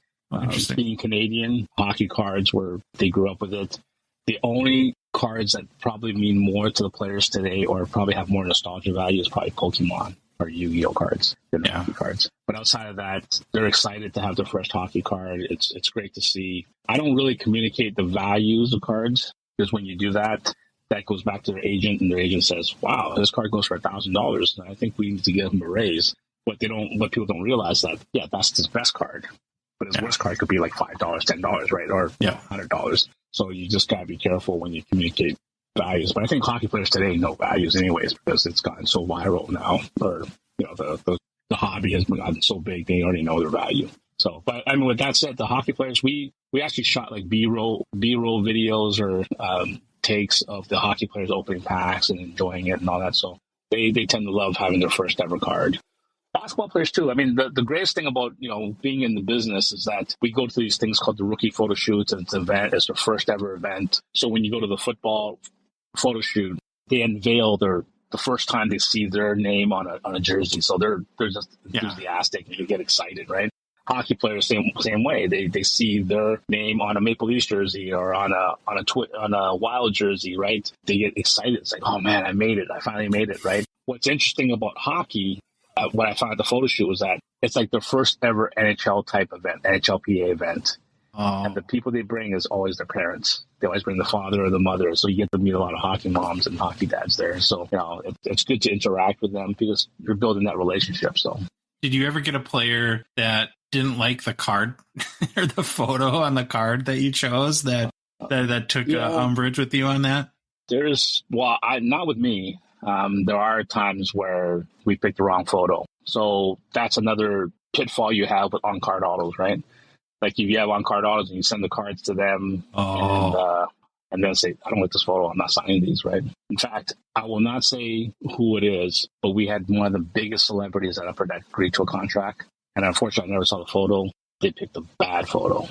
And that celebrity, as soon as they saw the cards, ripped up the contract, says, I'm not signing anything for you guys. One of the biggest iconic celebrities ever in history. I actually have a story that is not hockey, and Troy knows this, where in Baseball Tops a couple years ago during the pandemic came out with like a series of cards called like Project 70, where they had artists do recreations of cards in their own artistic style. And one of the artists was Keith Shore, who does kind of almost like cartoon type art. And I had bought the Bo Jackson on-card auto of that. And it never came, like months and months and months. And then finally Topps came out and said that Bo doesn't like it and isn't going to sign it. Yeah. And so they ended up replacing it with the Shohei Ohtani auto, which is probably a lot better financially, at least anyways. So it was all good, but I've lived that experience like you're talking about. So there's something that I could gripe the Tops, right? Because I do buy their stuff. They never gave me a Shohei Ohtani auto. They just refunded my money. So oh, really? I would rather have a Shohei Ohtani auto than instead. So it's one of those things. I never do that, but it's one of those things when you work at a card company. It's like someone else got a better deal. Like, man, that's ridiculous. Yeah. I would think maybe Josh was emailing them and calling them every day trying to get his Bo Jackson. So he finally gave up and said, screw it. Here's your Shohei Ohtani and see you later. Yeah, the squeaky wheel always wins. So that's okay. You said that, of course, that you worked on every product at Upper Deck. So I'm kind of curious, what was your favorite hockey product or set to build when you were there? That's so hard to say. I mean, obviously there's a level of excitement when it comes to Cup, but Cup is actually one of the easiest products to build because you already know that's going to do well, right? Yeah. It's just how do you enhance it and how you create more to the Cup to add some elements to it that it gets people excited again. You know what? There's just parts. Every one of these products is always one of my babies, right? They're always one of my kids, and I want them all to do well. And unfortunately, not all of them will do well. I get excited when I hear of set collectors wanting to build a set. There's some products are kind of Frankenstein, which, I'm not a fan of. I still like the products, and I know it does well, so it is what it is. But I think there's elements of every product that I actually enjoy doing. So, for example, I think it was in Sweet Shot, and now it was last in... was it Splendor or whatever? I actually had the players sign the carbonite stick, right? I like those stick graphs, or I think I call them stick graphs or something like that. I love the property of cards. I did helmet decal cards too when I was at Panini. I think the labor of love is really on the products like Prime when I was at Panini, where we took the patches and we cut out all the key patches and make them into a whole puzzle piece. So we would take the whole entire, let's say, a Wild jersey, with the whole entire patch, the logo patch intact, and we just cut all of it all together. Now, I know Upper Deck for the Cup, they did the booklets where contain both parts. In these cases, you would have 20 different patches, cards, and then if you put them all together, it would combine into the whole entire Wild logo. And I did it for basketball and called Immaculate too as well, where I actually took pictures of all the patches prior to being cards and took pictures after it became cards. And I just thought it was kind of cool because now you got bits and pieces, and if there's someone's a hardcore collector, they may want to try to collect the whole entire logo, right? Yeah. Which is a labor of love. I actually, more than anything else, when I'm building products, I always have the collector in mind. What drives these collectors? For what reason? What may even drive them crazy? Because I hear it all the time. Karvin, you just added to my want list another 100 cards. I hate you. I go, but the one thing for sure is we met one of the gold collectors of sports memorabilia, and he owns the LA Sports Museum. And we were there for an event with Tony Romo, and he said something that just resonated with me forever. He goes, as a collector, I own almost every single, could be a tennis racket, the first ever golf club and all this. And he ended up, at the time in 2006, Upper Deck did another event with them for the CDD at that sports museum, and I got to meet Gary again. And the thing about Gary, he said that the enjoyment of collecting is the chase. Yes. It's the pursuit. And once it's over, you have a sigh of relief, but it's almost like you're yearning for that next piece that you want to get or that next journey. What that told me at that time was that there's always a story behind everyone's collection. And the story and the journey is the key of how you can curate your collection and show off your collection and tell the story behind every single card versus just the card. Mm-hmm. So at that point, it has to be a challenge. If you open a box of cards and you're finished your collection, you're not going to cherish that collection. Yeah. So for me, it's okay, what can I add to everyone's collections of one piece to two pieces or 10 or 20 or 50 pieces to make you start collecting again and engage with the collector? I know you hate me when I do that. But at the same time, I'm actually adding to the list of the stuff that you want to get. And once again, we call that the white whale collecting, with the white whale cards, right? Mm-hmm. And I don't know if you guys understand what the white whale means. Where's that coming from? No, tell me. Is that Moby Dick? Yeah, it's Moby Dick. It is. Yeah. Okay. It is. Yeah, so it's basically talking about Captain Ahab on his journey to search for Moby Dick, the white whale, right? So that's what we call it, the white whale insert. I think, in fact, Topps did an insert called the white whale insert one time. So it comes down to it, people are just, as collectors, we want to search for that exclusive grail card that we can never find. And I think that is great when I hear stories like that. That I know you're a true collector when you tell me a story like that. And because whether you're a watch collector, like I said, fine arts, cars, and everyone has stories. Like I currently work for a distribution company, and my boss collects like classic VWs. He'll tell me that, oh, this VW, he got the engine in the middle of the desert. It was, it got unearthed and all that. And, like the story is worth every minute of it. Yeah. Like when I look at a collectible, I look at a card, I say, hey, this is your card. Okay, great card. I move on, right? But if you said, oh no, but this is what I had to do to get this card, then you got me engaged, right? And that's the same way for me. Like my 2 Grail cards that I want to own now is LeBron James rookie card, the RPA, exquisite, even though I don't truly like the name back then, and the Cup Crosby, which I bought the Cup Crosby off one of the biggest goats there are that collect cups, right? And it's for my daughter. These are going to be the same for my daughter so that I have a very young daughter and I want her to understand my legacy and what I created. And it's her card. When she wants to sell it, she can sell it. She can do whatever she wants with it. But for me, it's just a remnant of what I did in the past for her to have. I paid through the nose for it, but likewise, I want her to enjoy it and I knew what I did in my career. So there's a story attached to that, and I want to know everyone's stories, like about collecting. Like when I sit down and you say, I got this card, like, okay, that's great. Now tell me what connection do you have with that player? Why is that? Is he a wild player? Or is he a player that was really nice to your family? Or sure. You were 3-year-old and he gave you a stick and now he's the guy that you collect. Those are the things that we want to hear, right? We want to hear your journey.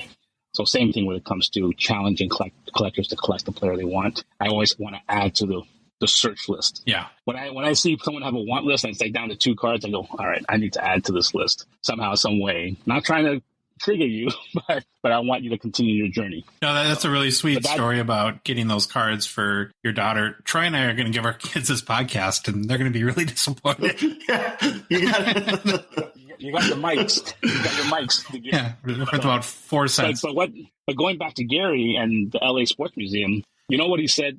If he had time and the money to do again, what he would do, because he has so little to collect, he would give it all away or sell it all off and start all over. I get it. It's the chase. It's wanting and finding a way to get it and hunting it down.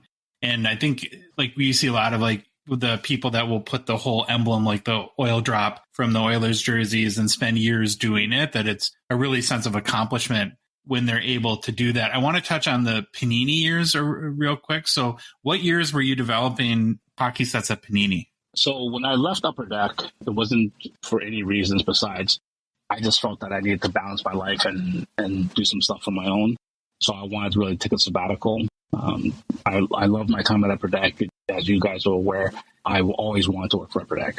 But when I took my sabbatical, I started traveling around the world and do stuff for myself versus for the collectors and for my job. That time, Panini had reached out to me and said, look, we want someone to work on basketball, and because they had the exclusive for basketball and also they had the hockey license. So I was working on hockey and basketball.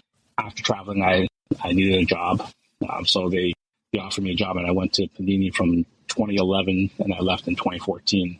And, part of the reason why I left is that, I'm a big Cowboys fan. Love living in Dallas for 3 years, but after 3 years, I wanted to go back to California. So. Yeah. Again, what years were you at Panini? Was it, and were the hockey set years you worked on? Yeah, the July 11 to July 14, I think. So basically 3 years. So you worked on the Prism sets, hockey sets while you were there? Well, I worked on basketball and hockey. So same thing. Like I covered basketball. Gotcha. So Prism basketball, Prism hockey. I was more of a director role where a lot of people reported to me and basically worked with them and let them have their ability to develop products. And I think those guys did a really good job. So on both sides. Yeah, I think the Prism hockey set is really still very chased from what it was 2 years, right? That it came out. Was it 012 and 013? Yeah. And especially too, this is what we've seen with other sets too, that, and I don't know if it was always this case, but the shiny gold cards, like the Prism Golds out of 10 or in OPG Platinum, the Seismic Golds, those in the last 6-8 months have become just crazy popular with collectors. People used to make fun of me because they used to be screaming at meetings, 9999 gold to me, and then saying, dude, you're infatuated with gold. I go, yeah, I think the hobby is, but okay. So it's interesting that, like when you look at like the chromium cards, there's certain colors that resonate with collectors and certain colors that don't resonate with collectors. And you have to be able to recognize that. I truly believe that only certain colors work with high-end products. Gold is definitely one of them. Black's another. White's another. I sometimes really don't like the other colors. Yeah. I can go into all details about that. I've explained to design teams how I look at curating sets that are much more higher end and lower end and more fun sets. But you got to really understand your demographics at the end of the day when you're building products. If you don't, you're going to miss them. On the newer sets, the more fun sets, you can try something different so that, because what happens is that when a product doesn't perform, people will go to the cards that they hate the most, and that triggers me not to buy the product. Yeah. And that's something that you don't want to hear. You want to say, I saw that card, I have to buy this product. Or I saw this card, I love these cards, and they got to open a box. Because at the end of the day, collectors, it's not a need, it's a want, right? Yeah. And we work in a consumer product level where it's collectors, but it's also a repeat purchase model. So the idea is that people open a box, they want to open a second one, they want to open a third. It's up to them to discipline themselves. Mm-hmm. We're not the one to discipline themselves, right? But we want them to open more products or buying singles. That indirectly also helps too. So realistically, the last thing I want to do is create a base card. Like base cards, a lot of people throw away, right? Not in the copper or exquisite, but in the base brands, they throw it away. But what you hear is that when a product doesn't perform, they're like, oh, I don't even like that base card, so I don't want to buy anymore. So you don't want that mentality. So you always have to put your best foot forward across the board on the entire product, not just the key hits. No, that makes sense. The best possible. What was the last hockey set you built? Well, so the last hockey set is actually, I think when I was at Panini, I did some sets, and it didn't really perform that well. I think one of the sets that I thought was going to do really well was Elite, but I think at that time people were not receptive to the Panini hockey products. But Elite, I built the Elite back in, I think, 11-12, I think. 10-11 or 11-12, where I had the aspirations and inspirations. Because I opened a lot of Elite hockey back in the 90s, and I loved that product. So I brought back like the red border die cuts and the gold versions, the foil board, did the prime numbers, which I thought was a great idea. But I think people at that time, with all the years of Upper Deck, they were collecting Upper Deck, and Panini was like, okay, well, we'll buy a little bit of Panini, but we didn't. They still wanted the Upper Deck brand, and I recognize that. So I think there's a product manager at Panini that I worked with a lot on NT hockey. That was probably the last product we worked on. NT hockey, we had Flawless built into there, the Flawless Diamonds. We had the whole acetate rookies with the big patches in NT. And I still think those are some of the nicest rookie cards. But obviously, my calling card is just the cup, right? So, do you miss it? Do you ever have times where you want to go back and build there, or do you feel like I've been there, done that in my life? I've been there and done that, but in the year of, trust me, when the hobby has grown so much, and it's like, when I build products, there's products where no one truly understood what I was doing. And now with today's platform of social media and marketing and all that, there's so much more that could be done with the products I worked on. So you asked me what my favorite set. One of my favorite basketball set was a set called Reflections. Yeah.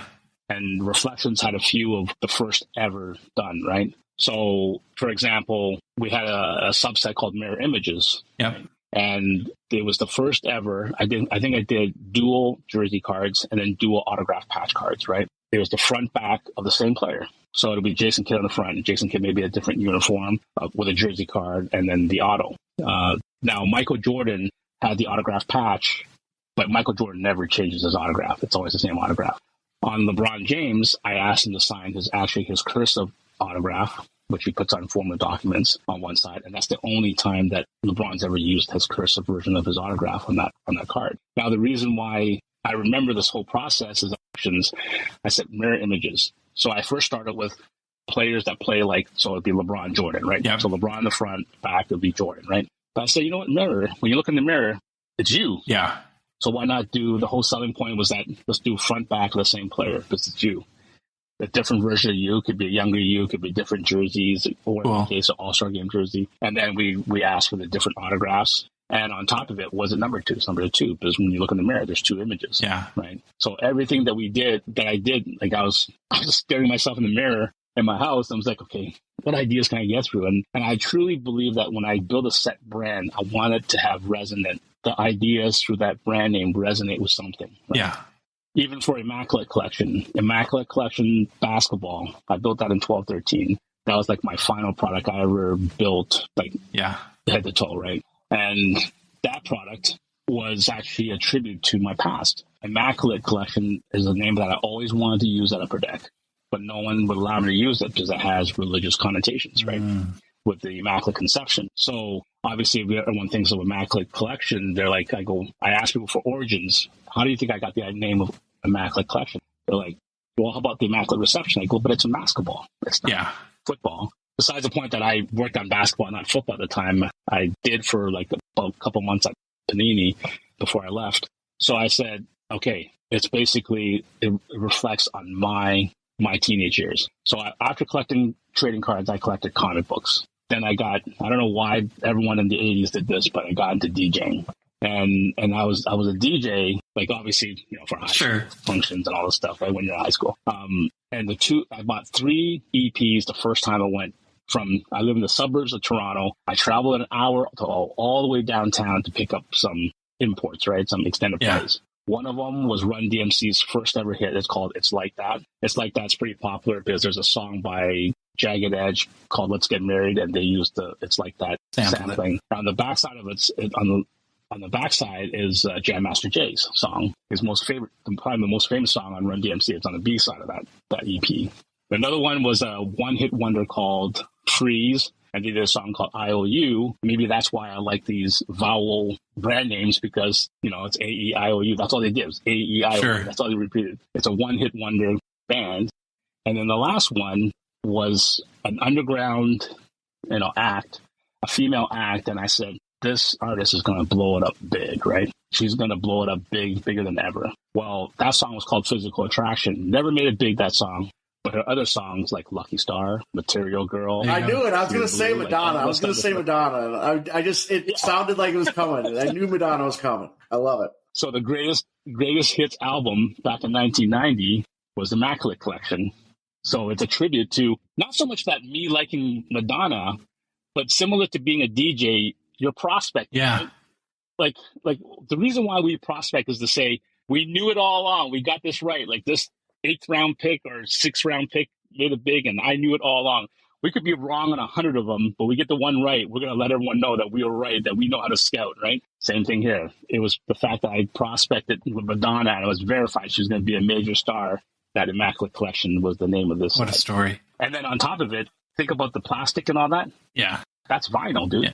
That's all vinyl. If you think about it, the whole vinyl look, the shiny look, that's almost like... Oh, that makes total sense. Okay, I want to transition into just like the big picture hobby stuff, kind of as we sort of close out here. Do you think that the hockey hobby will always be niche, will always be small, or do you see an opportunity for it to grow and become maybe not exactly the size of basketball collecting or baseball collecting, but bigger than it is today? Hockey, definitely in Canada, has done a great job. I mean, it's their sport, right? It's their pastime, like baseball is for the U.S. It's tough to really market hockey in the U.S., like in even the southern hemispheres. Obviously, if they're on the playoff run, they win the Stanley Cup, they sell a lot of tickets. The one area, and I think hockey's done a good job trying to promote hockey, like, they've had the All-Star game in Florida like multiple years. They had it in California. They now are bringing it back to Toronto, and they had the Stadium Series. They got the Winter Classic. They got so many things going on in hockey, but that's within North America. Now, they had the games in Europe before, and they had some games in China, but realistically, they got to start marketing towards the global world. The game of hockey is so exciting, and really bring the stars. Like the stars, the one thing great about hockey players, a lot of them are introvert. They're very personable, but you got to get them out there going to different countries, being ambassadors of the sport. And I think the NHL has to embrace marketing the player personalities. I had my theory on this, and I've said this a million times, but that, and I understand part of what makes it is kind of cool in a way that hockey is very team driven, right? It's the Maple Leafs and the heritage and the history and the Canadians. But the problem, where basketball is Michael Jordan, LeBron James. And I think that to sell the game, they have to sell the players better, and they have to sell the personalities. And so where I get excited is with guys like Trevor Zegras, who are a little weird and quirky and not afraid and a little splashy in their play. And because the other thing too is hockey has always policed itself. So the minute you try to show off a little bit, you get punched in the face by some 240-pound guy on the other team. And so I don't know your thoughts on it, Karvin, but to me, that's a key part of this is really everybody within the NHL and the NHLPA and the players understanding that it's the players and the personalities that are going to grow, that connect with people even more so with teams. Do you agree with that or disagree with that? No, I agree. You gotta be able to market the players. I mean, the skill level of these players are phenomenal, but people don't realize it. So the two sports that are globally accepted right now, right, is soccer and basketball. Now, soccer was a given. Like, everyone can play soccer anywhere. Yeah. But basketball, they've opened an office back in the late 80s in China. They opened an office now in India. And for hockey to grow globally, you got to start having your offices and people there to promote the game. Like, for example, I know Boris Samin just died, and he had a hockey equipment company, but you got to utilize your legends that are living over there, like a Matt Sundin in Sweden. Open an office, hire him to be your ambassador, your global ambassador. First things first, you should have global ambassadors across the world, whether they're Finnish, Swedish, Russian, everywhere, right? And hockey's hockey. Don't be caught up whether it's international hockey, Russia Federation, like KHL and all that stuff. Hockey's hockey. The first and foremost, most important thing to do is promote the game of hockey across the board and see how exciting it is. And then afterwards, once everyone's on board, then you start thinking about how to take market share from the other hockey federations if that was the case, right? But you got to get people on board with it. I know that China has a team in the KHL, but realistically, you got to bring that team over here to have exhibition games or promote it, because out of all the sports, like hockey versus baseball, hockey is a way more easier sport for international crowd to understand. You score a goal, you got a goal. It's not like you got to get a single, you got to get a double. Obviously, baseball is widely accepted in Korea and Japan, Taiwan, the Latin America, South America, in some places, right? So in the Caribbean, ultimately, you have already the Scandinavian countries, and I think they need to promote their global games more. Or do like a series in the middle of the season, like how NFL does it, going to, Wembley Stadium and all that, or going to Mexico City. They got to look forward and not worry about making money, but more so just a brand equity, branding hockey, and also getting people excited about hockey. Yeah, that's one thing the NBA did really well is they invested for many years in the future without that immediate return, but understanding what it would build. How important to you for growing hockey in the U.S. is it that Connor Bedard ends up on a U.S. team? Well, I'm being Canadian. I want to be selfish, right? So even though I know he's not going to go to the Maple Leafs, it pains me to say that going to the Canadians would actually be something good for hockey. I think ultimately we've seen players going to, like, the best case scenario for him would be like Chicago Blackhawks, an Original Six team, or the Canadians, I think, just because those are two great markets and they can promote a lot out of them. It's just that it's tough to promote sport in LA in hockey just because there are a lot of transplants here, which is great. But it's also fair weather, right? Yeah. Fair weather cities are hard to sell hockey. Just, I hate to say it, people just associate hockey with cold and ice, and in that sense, and it doesn't really translate as well to the southern part of the United States. But I think that, once again, it's outreach, right? If you do more for the communities, people can build a connection to the players and bring them to the game and build that way. We'll see how Arizona starts, because after this whole 5,000 seat arena now, hopefully they can build a new stadium and see if they can grow it from the ground up. And there are a lot of Canadians and colder weather people that are now living in Arizona. So hopefully that translates. Do you think though that the NHL would be more popular in the U.S. today if Connor McDavid played for the Dallas Stars versus the Edmonton Oilers? No, I don't see that as being too much of an issue. Yeah, I think him being. Connor McDavid is worlds beyond other players, right? So you got to promote him more. Like, get him on national TV more. Like, get his highlights on there. You and I shouldn't be the ones to be ambassadors. Say, hey, you got to watch, Alexander Ovechkin rolling on the ice and scoring that goal, or watch Pavel Datsyuk doing shootouts and all that. That stuff should be promoted at the end of the day, right? You got to promote. Like, Pavel Datsyuk is probably one of the sickest players to ever play the game. Yeah. When I show people what Datsyuk does in shootouts, everyone's like, holy crap. Like, okay, but why is that not being publicly viewed by everyone else? You want to get into the mainstream media. You want to promote that. You want to promote the skills of your players. And I think they might do a better job.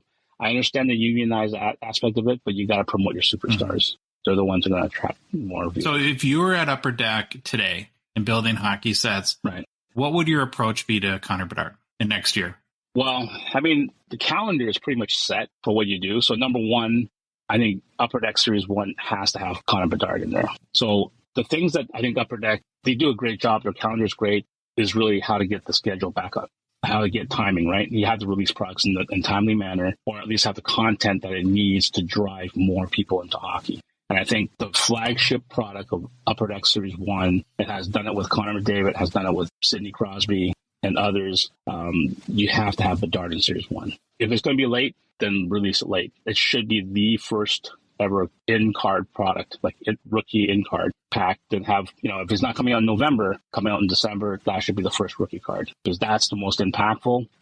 Upper Deck 1 hits across every single collector, right? There's more collectors that does sets of Upper Deck Series 1 than I think outside of Topps Baseball. That's probably number one. Number two is probably Upper Deck Series 1 hockey. So you cannot have a situation where you're waiting for Series 2 Connor Bedard. It has to be in Series 1. Yeah, we've heard, and Troy, you can echo on this too, people that are already war chesting for cases of whatever, whether it's UD1 or UD2, whatever release Connor Bedard comes out. And so to me, what's so fascinating about him is not trying to compare him to McDavid so much as a player, but just more the timing, where how much bigger the whole social media world and just the time we're in, to see how the market reacts to this kid who, by looking at his pedigree and his highlights and everything anyone in the world says about him, could be a transcendent. What I think that the NHL needs, and I don't know how to quantify this, and even if McDavid has done it,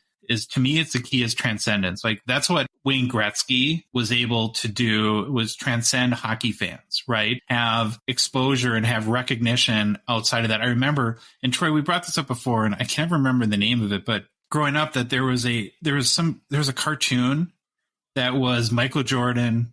Who was the NFL guy, Troy? It was Wayne Gretzky, Michael Jordan. It was a football, baseball, basketball. I remember the cartoon. I can't remember who any of the players on there, maybe. But they had, Karvin, like Wayne was bigger than hockey. And to me, I think that that's another kind of key thing for growth. And I don't know how much personality has to fit into it, or if Bedard is even good enough of a player to do that, but it kind of seems like he could be. And I think you would want to throw you talked about throwing the kitchen sink, that this might be a time to go ahead and do that. What's your thoughts on that?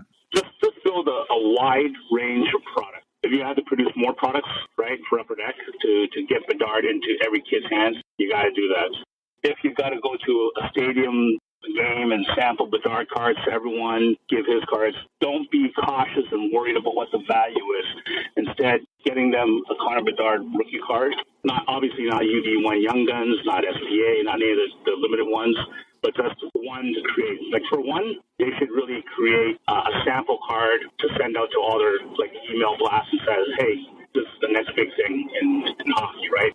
We did it for LeBron. We did it for Sidney Crosby. I don't know if you remember those cards at all. The Sidney Crosby has a lenticular card with, I think, Ovechkin it transforms into. The LeBron, we did one where basically dunking over the city of Cleveland called The Wait Is Over. So get that going and get the appetite going if you can. And even if it's a junior card, who cares? Send out the World Junior. That makes total sense. Troy, any final questions you have for Karvin before we let him go? None that I have. I just wanted to listen, soak it in, and chime in every once in a while when I had some pithy comment to say. But I really appreciate all this info. This is just fast. I could sit here and probably talk for another 6 hours, but we got to be cognizant of Karvin's time. Yeah, it is a Saturday morning there in sunny California. Karvin, I can't thank you enough for your willingness to come on our show to kind of share some of your stories and experiences. Your legacy is already firmly cemented, and I agree that, that the architect is kind of a good way to put it, and that you've definitely made a significant impact on the hobby. So, that, and a lot of the cards we enjoyed today. So thank you for your time and for everything. And it was just great to get to know you and get to have the opportunity to talk about your experiences. No, it's always great to come on a show, because a lot of times I get asked about basketball questions, and able to bridge basketball and hockey, it's always great. And I love the passion that hockey collectors have. I truly believe that they're the most passionate collectors in the world on a whole as sports, and it's always fun to get back to my roots of being maybe it's the Canadian in me, but I wish the Leafs would win the cup. That's what I'm saying. I mean, they haven't won the cup since I was born, so I don't know if I'm the curse or not, but I hope that they can do it this year. We'll see. But it's always good to talk to like hardcore Canadian or not Canadian hockey collectors, right? So I'm always blessed to be associated with two of the sports that collect the greatest grail collectors in basketball, and then hockey collectors, just the purest of all pure, collectors. But thank you for having me on, and any other questions you guys have, you can always reach out to me, and we can do this another time too as well. Oh yeah, don't worry about that. We're not shy. So again, we'll talk to you soon. Thanks. Okay, we're back. Pretty crazy, Troy, that we all the wonderful people we've had on our show, and want to thank Karvin immensely for taking a lot of time to chat with us and really share his experiences and kind of how he came about. And I know for you, and it's not super hockey related because they're not hockey sets, but the story he told about being a DJ and not that in him personally discovering Madonna albums for the first time and her greatest hits being called Immaculate Collection, that was really the inspiration for the very, very popular Immaculate Collection set. Kind of a wild story, huh? That's awesome. I love tidbits like that, especially when it ties to music. All right, well, we'll look forward to speaking with Karvin again in the future, too. Want to make a quick mention for Gongshow partner and sponsor Slab Sharks. This week, Slab Sharks eBay auction is live. Be sure to go to their eBay store to check it out. You can just search for Slab Sharks eBay on Google, or go to the Slab Sharks website at slabsharks.com for a link to the auction. Their weekly auctions run from Thursday to Thursday and always have huge hockey cards. There's a bunch in this week's auction that I'm pretty excited about. So there's a 2012 The Cup Peter Forsberg limited logos out of 50. Is that any good, Trey? That's pretty sweet. Logos, Peter Forsberg. It's 2019 Kale McCarr Clear Cut BGS 10 Young Guns. 2005 Beehive Sidney Crosby Remarkable Matted Materials RPA. It's hand numbered with a game used jersey swatch. So 2005 basically RPA. Crosby. If you're a Laffy guy, Troy, there's a 2020 The Cup True RPA at a 99. With one of the sicker patches that I've seen. So make sure to go check that out. So are you saying this? I was going to say, are you saying this patch is ruined by Laffy being on the card? Ooh. Shots fired. Just kidding. That was very aggressive. Yeah. How about this one for you? They have a 2005 The Cup. Ever heard of The Cup? Mike Bossy patch auto at a 75. All right. That one's bookmarked. I'm going to look at that one. You got to go look at that. Slab Sharks, of course, is a Canadian trading card consignor. They make it super easy to sell your cards at eBay by taking away all the hassles. There's no seller questions to worry about, no chasing buyers for payment, having to figure out how to ship your cards to the U.S. They do it all for you. Head to slabsharks.com for more information on their consignment services. We're going to roll into hobby news here. First one, we usually start with an injury update, and this one sucks for us. Our guy, Kirill Kaprizov, 3 to 4 weeks with a lower body injury. The giant Logan Stanley fell on him on his leg, which is awesome. Thank you for that. If you want to make some quick flips and grab some cash, just look up any goalie playing the Wild because, well, I kind of shot my theory here in the foot, but last night, I think that I saw that Kaprizov accounts for like 48% of their goals. Yeah, it's ridiculous. So, yeah, it's going to be a little bit of a struggle. They did score 5 goals last night somehow. But if you're a Wild fan, this is super depressing news. I think it greatly diminishes their chances to make the playoffs. It's going to be really tough, but we'll see. And then from a hobby perspective, it's kind of depressing too, because Kaprizov is one of the biggest chases. It's going to put a big dent in his season totals for goals and points. But yeah, hopefully he comes back soon and 100%. I know you're wondering, Troy, so since we're on the subject of Kaprizov, we'll give a pop count update for you for his 2020 Young Gun PSA 10, which is now up to 3,377. That puts him only 38 PSA 10s behind the 1990 OPG Premier Jaromir Jagr PSA 10 for the third highest pop count of any hockey card of any grade from any grading company ever. So very, very close to number 3. Next month, we predicted next month he takes it over. Probably sometime this month.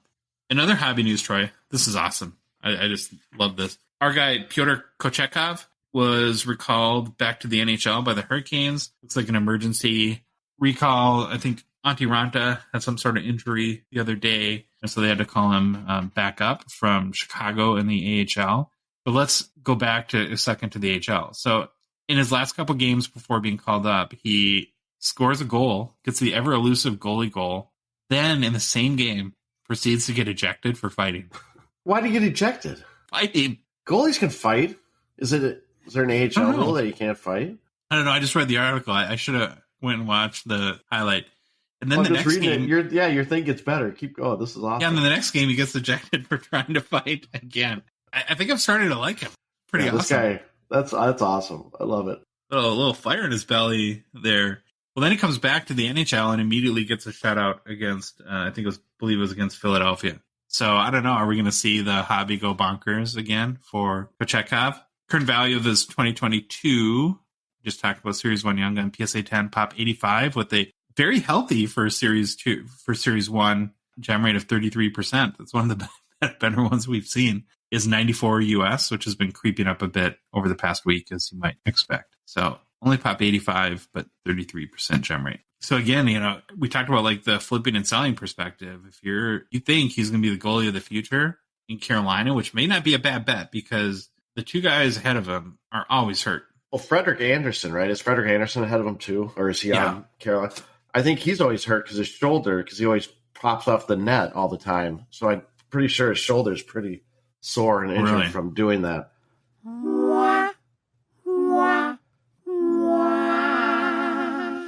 Huh. I'm kidding. He does that all the time. He did it 3 times in one period against the Wild. Like to stop play, he would go in and push the net off with his shoulder. Matt Murray does that too, right? Oh yeah, they all do it. They all figure out how to do it really slyly. But when you do it 3 times in a period, come on. Okay, let's move on to new product releases. So we got to start with a little bit of a love fest here.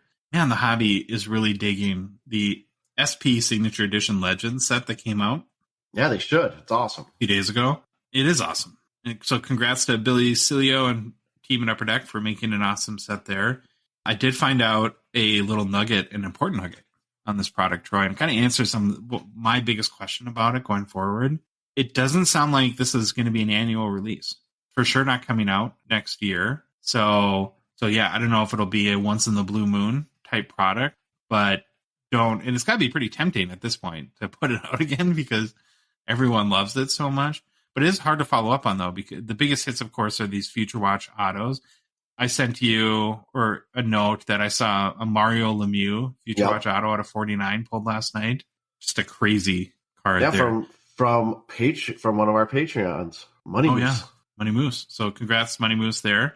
I think, though, and so here's an important point I want to make about this. And this is where there's like this sort of like ethical tug and pull because, our whole point of our show is to help people be more successful in the hobby. But part of me really wants to keep this for you and me. I think that this set is going to have huge long-term upside potential. I was even looking at the other night that there's some couple early sales of like, not the autos, but like the acetate Future Watches. Like the Gretzky's are going for like $280, $300 right now. Wow. Can you see that as a card being $1,000 5 years from now?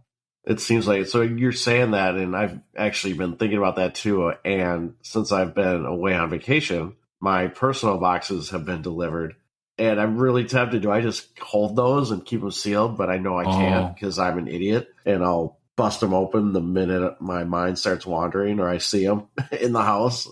But I was thinking about that. I mean, is that a good play? Is it a good play to keep some sealed product of this for how much love it's getting? And I mean, it's getting lots of love. It's been a while since I've seen a set seem like it's getting such universal praise. Well, honestly, and my favorite things to do is spend your money. So thank you for teaming up to do this. But the smartest play, which would cost a little bit more money, would be because I don't think the secondary. I believe, and this is my hunch, that the secondary market values right now are still low as people are figuring this out. Go find the couple cards you want, buy them, and then keep those boxes sealed. True. Cash in a year from now because it's still opening product, and it's always a gamble, and odds are that you'll be a little bit disappointed rather than, I mean, as much as it would be awesome to have a Lemieux Future Watch auto in there. Oh, yeah. Probably not. I doubt that. Probably not gonna happen, but yeah, what an awesome set. And where I do agree with Upper Deck's decision not to bring it back necessarily every year is how do you follow up on it, right? You're already doing the best player Future Watch autos.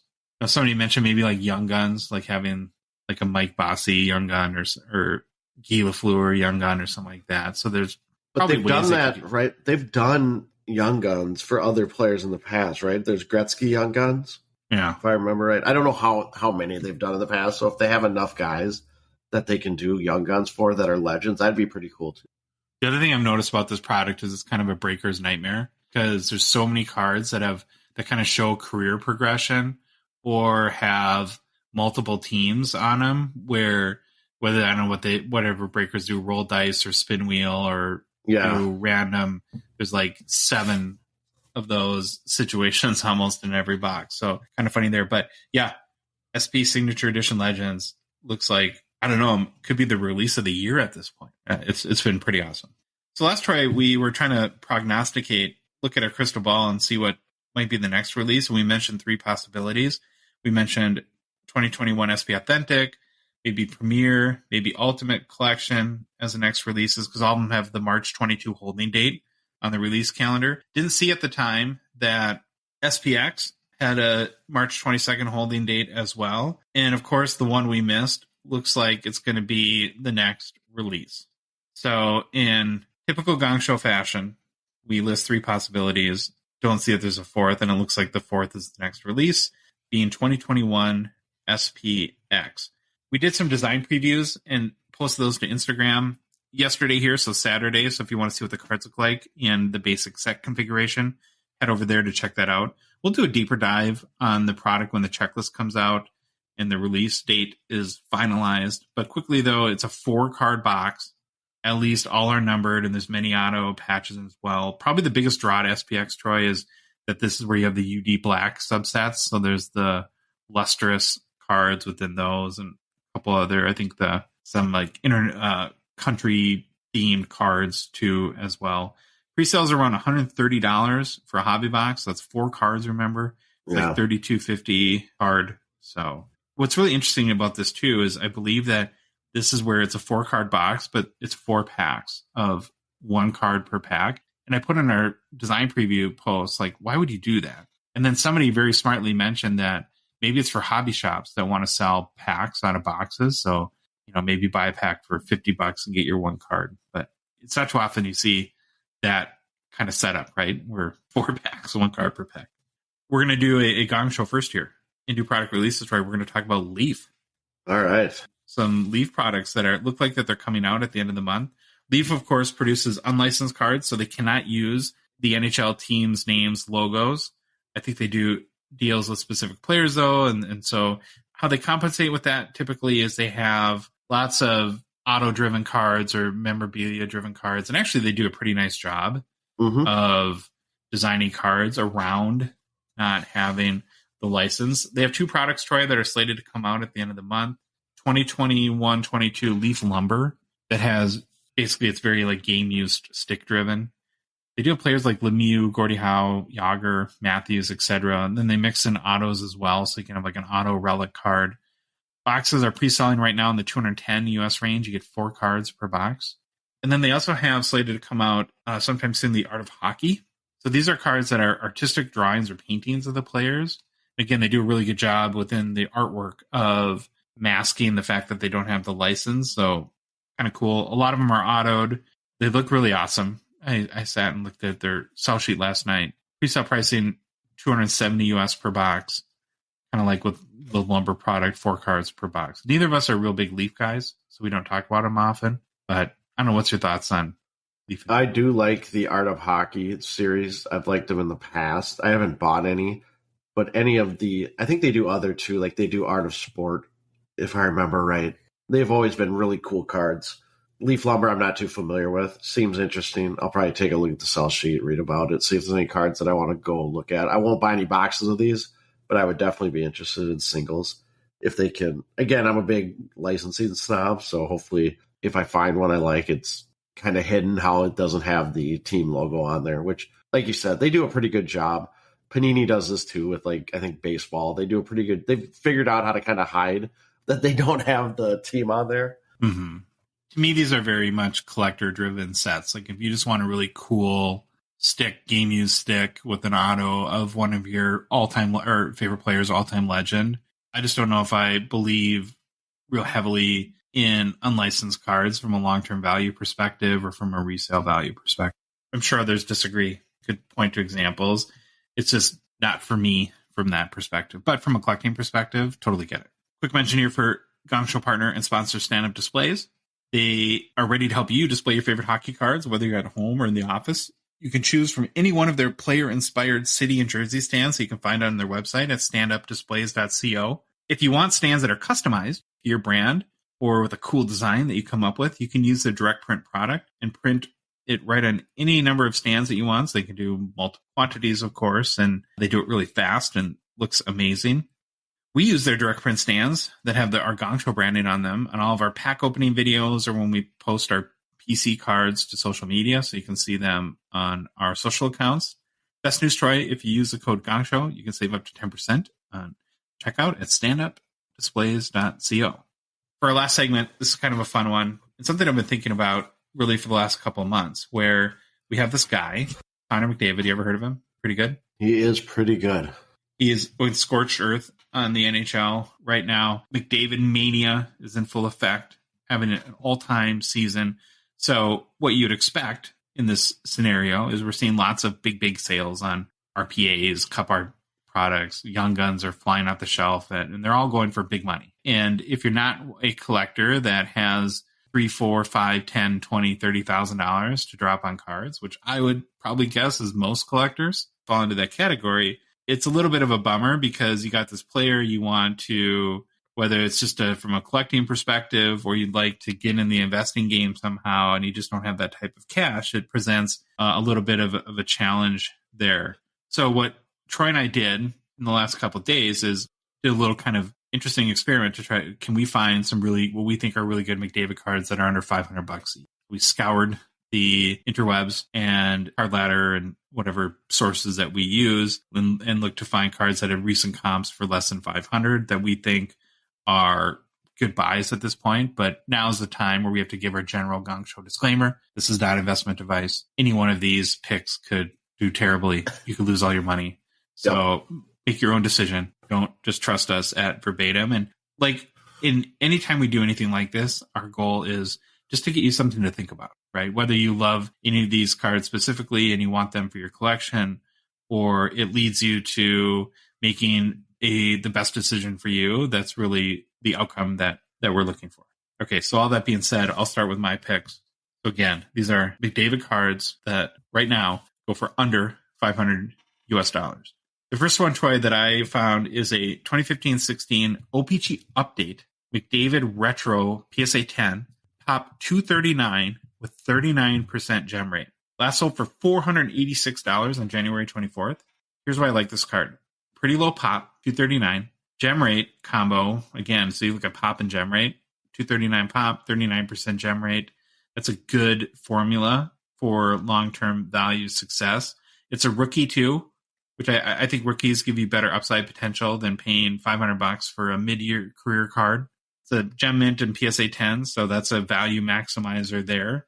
It is an OPG paper card, but it does have the retro design, and OPG always does awesome on their retro designs. Rarely don't like their designs. And if you go look at this card, it's got a whole bunch of Oilers logos repeated in the background that are kind of black and yellow with a picture of McDavid sitting on top of it. So my first pick is a 2015 OPG update retro PSA 10. My second McDavid card is, I'll stay with the OPG theme here, is the 2015 OPG Platinum McDavid Marquee Rookies base card. It's a little bit hard with OPG with me, Platinum, picking base because the parallels always look so good and you guys got the color there. But those get a little spendy when it comes to 2015 and McDavid. So his base card, Troy, has a PSA 10. It's a pop 251, again, low pop, 27% gem rate. Kind of think that'd be like a Matt Bull, the Young Gun or something like that. So that's, again, another good pop and gem rate combo where you're not going to see a market flooded with 4,000 of these cards ever at this point. Last sold for $485 on March 3rd. And again, low pop, low gem rate. It's been 8 years, 27% gem rate. You can have little to no fear that it would ever get out of control from that perspective. Putting that in context, right? The McDavid Young Gun PSA 10 is a pop 2,471 with a 53% gem rate. You got the OPG Platinum kind of esteem in the hobby, right? That carries a little more weight even over the OPG paper product. So again, I think that's a smart buy at this point. And then my last card is the 2015 Fleer Showcase McDavid Metal Universe Rookies Base PSA 10. Ooh, that was a mouthful. 2015 Fleer Showcase McDavid Metal Universe Rookies Base PSA 10. This Troy has a pop of 92 with a 47% gem rate. Last sold for $440 US on January 21st. I think this is my favorite card of the three I picked. It's the same design as the PMG of that year, but it's got a black background and it's obviously not a PMG. But because it does look so similar to the PMG, I think the card benefits from almost like an association perspective. Has probably good long-term value potential. I love the design of these. This is the one that I pointed out to you from a design that's probably your favorite PMGs because it's not just like the monotone kind of design look. And because Fleer Showcase in 2015, I'm going on a limb here, Troy, and saying it wasn't printed to the extent like the flagship is right now. Yeah, I bet you're right. I think this card's going to fall into more of the rare category. So my picks were a 2015 OPG Retro PSA or OPG Update Retro PSA 10, the 2015 OPG Platinum Marquee Rookie Base PSA 10, and then the 2015 Fleer Showcase Metal Universe Rookies Base PSA 10. What are the cards that you picked? I'm going at this as I just like these cards. So my first set, I wanted an auto. So I was trying to find something that had an auto, but I also wanted kind of a low number. And I just put 2 cards into this grouping, I guess. So pick the one you like better. And I looked at stature cards because I'm a sucker for stature. I think it will continue to grow, and I was trying to find cheap autos. So my first one is a 2020-21 stature, Connor McDavid auto green out of 25. These sell, the last sale I could find was January of this year for $491. So I'm skirting that $500 line pretty tight. I'm guessing it might be over that by now, but that was the first one. And then the second one, I just took a step back a year and looked at the 2019-20 Upper Deck Stature, Connor McDavid Esteemed Auto Greens out of 25. There was a February 28th sale for $450 US. Fixed price. Again, it's a stature card. Make sure you look at the auto if you're ever going to look at these cards or want to buy these cards to make sure they're not bubbling. Make sure they're not. I don't know what it was printed on, but sometimes they're streaky or they're missing. They're not the cleanest autos, so that's one thing to kind of look at. I looked at the autos on both of the cards that I kind of comped, and they were pretty good. I would give them like a 90% out of 100. There was maybe missing a little bit of ink on one spot, so maybe that's why they were under 500. But I just love the look of stature cards. I think it's one of my favorite, just how these cards look. And to get an auto of him, obviously it's a more current card. And I'm not saying this is something you invest in. I just think they're cool cards, and I would like to own it for myself for a lot of 25 pretty cheap price. Yeah, you got the built-in scarcity. It's a parallel. And then the second card, I wanted to try to find something that I did see what your cards were, and we were both going into like that $400 range, right? I think all of ours so far have been in the 400. So I want to find something else, and this is actually kind of a card that was just sitting on my desk that I had. I've looked at the second year, so a 2016 Upper Deck Connor McDavid PSA 10. His second year card, it goes for less than $100. Super low pop. PSA 10 pop is 310 with a gem rate of 43%. And I've always had this theory that maybe second year cards are a play if you can't afford. I'm not going to buy the Young Guns. It's $3,700 right now. Huge pop count. You probably read it. What was the gem rate? It was like 40-some% or 53%? 53%, I think, on his. So, that's not bad. I mean, it's not bad at all. But if you don't have that $3,000 and you want just the base card for cheap and you don't have a lot of money, this might be a play. It's under $100, low pop count, low-ish gem rate, and a second-year card.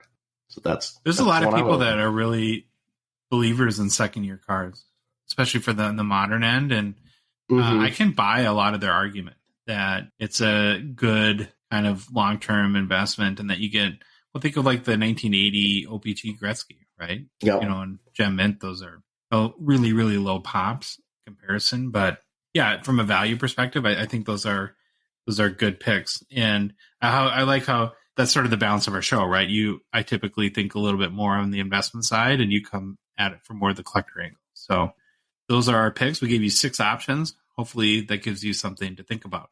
Well, that is our show for today. If you like the episode, please leave a rating or review on Apple, Spotify, or whatever podcast app you listen to us on.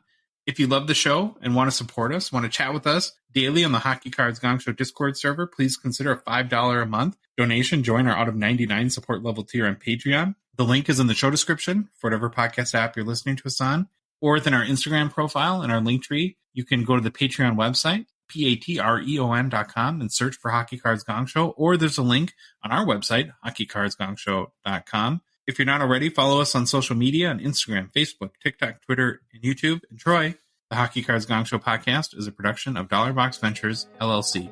We'll see you all on Thursday.